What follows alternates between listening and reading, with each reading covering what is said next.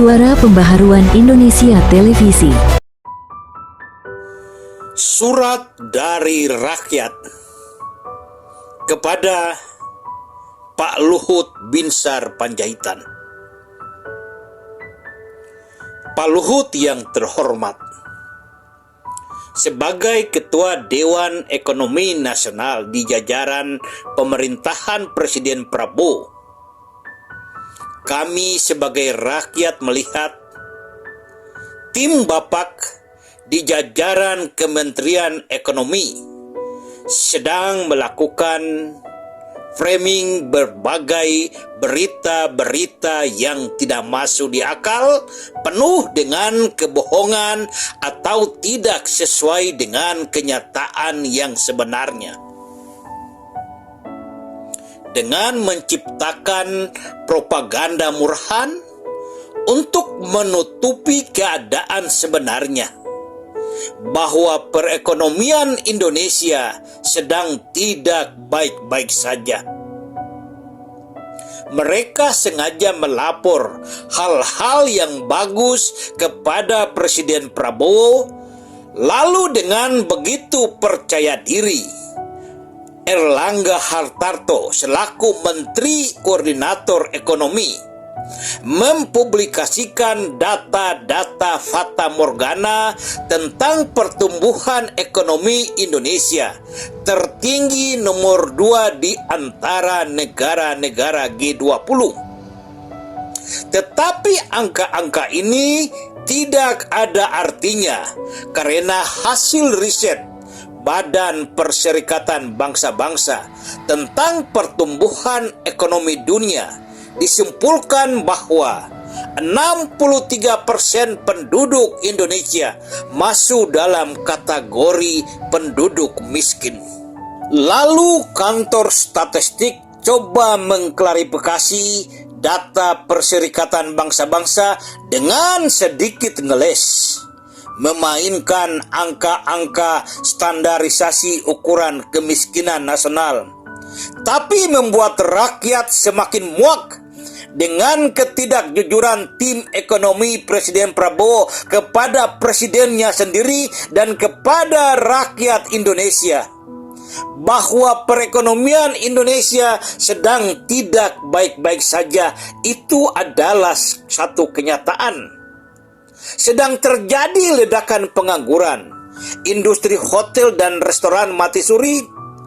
Pemerintahan Presiden Prabowo tidak menciptakan proyek-proyek padat karya di pedesaan yang selama ini dapat menyerap puluhan juta pekerja buruh bangunan dan tukang harian. Hal ini telah membuat perekonomian pada tingkat pedesaan sampai perkotaan di Indonesia mati total.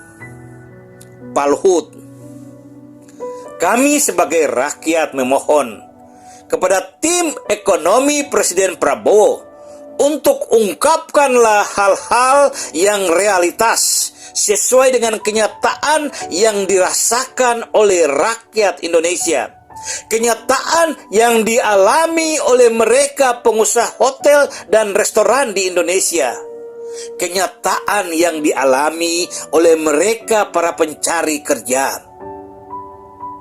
Tim ekonomi Presiden Prabowo harus sadar bahwa yang mereka urus itu masalah ekonomi rakyat, sama dengan masalah perut rakyat. Orang lapar tidak akan mungkin berbohong kalau mereka sudah kenyang. Jadi untuk data-data ekonomi tidak ada yang dapat direkayasa dan jangan pernah dijadikan bahan propaganda. Pak Luhut yang terhormat, Indonesia sedang baik-baik saja. Sangat cocok untuk diri Pak Luhut sendiri, tapi tidak untuk masyarakat Indonesia. Pak Luhut Panjaitan selalu tampil seperti hero, seakan Bapak lebih Indonesia daripada semua orang di Indonesia. Bapak lebih cinta Indonesia daripada mereka aktivis masyarakat sipil, pengamat kebijakan ekonomi, kelompok akademik yang kritis, para pensiunan jenderal tentara yang selalu ingin mengungkapkan kebenaran, menegakkan keadilan, serta memiliki keinginan untuk kembali melaksanakan Pancasila dan Undang-Undang Dasar Negara Republik Indonesia tahun 1945 yang sebenar-benarnya. Tapi mengapa Pak Luhut dengan begitu emosi meminta mereka kalau keberatan keluar saja kalian?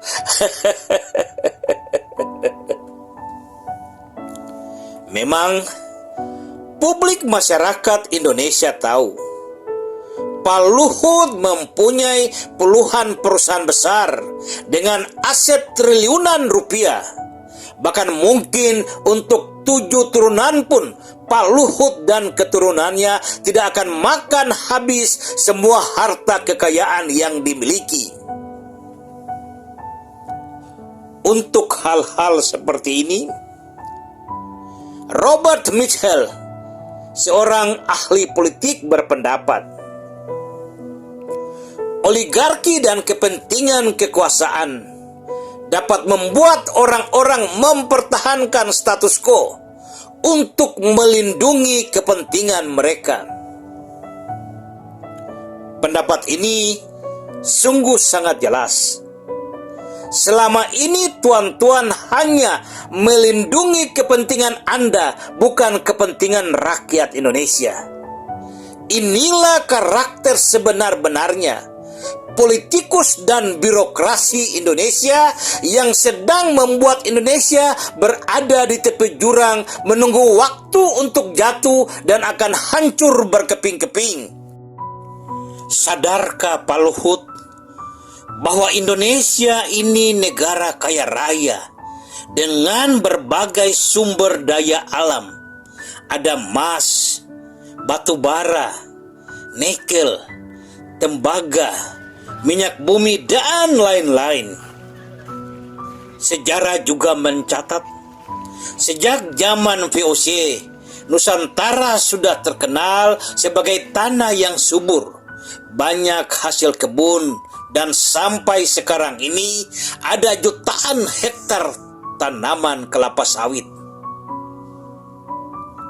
Tapi mengapa kita tetap menjadi negara miskin? Tidakkah Pak Luhut merasa malu? Hasil riset Badan Perserikatan Bangsa-Bangsa mengungkapkan 63% rakyat Indonesia masuk dalam kategori masyarakat miskin. Tidakkah Pak Luhut bisa membuka mata untuk melihat data pengangguran tertinggi di antara negara-negara ASEAN? Indonesia berada pada ranking pertama.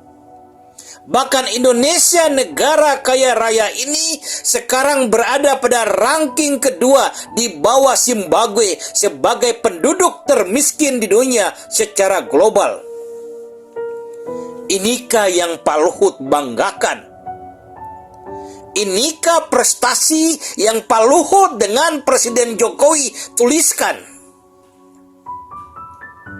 Inikah hasil kerja Presiden Jokowi selama 10 tahun yang selama ini Pak Luhut puja-pujakan?